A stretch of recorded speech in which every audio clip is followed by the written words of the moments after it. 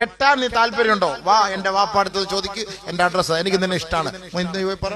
വാപ്പാടുത്ത് ചോദിക്ക്. ഇദാ താകും മൻ തർളൗന ദീനഹു വഖുലുഖഹു വസവ്വിജൂ. വാപ്പമാർ എന്തിനെന്നറിയാവോ?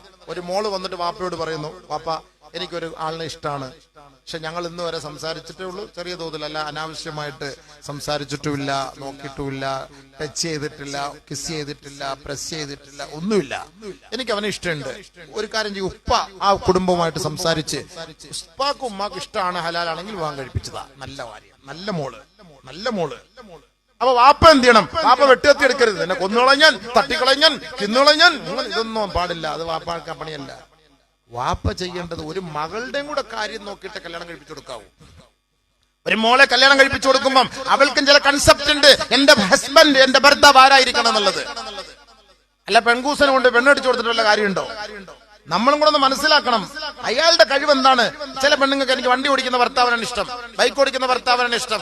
ചിലപ്പോൾ ആഗ്രഹം ഉണ്ടാവും, ചില കൺസെപ്റ്റ് ഉണ്ടാവും. ചില ഓരോരുത്തന്മാരുണ്ട് പേങ്കോത്താള്, വന്ന് കിടന്ന് ഉറങ്ങും, പോത്തുറങ്ങുന്നല്ലേ, ജോലിക്കും പോവില്ല, ഒന്നിനും പോവില്ല, ഒരു കവർവാൽ പോലും മേടിച്ചു കൊടുക്കൂല.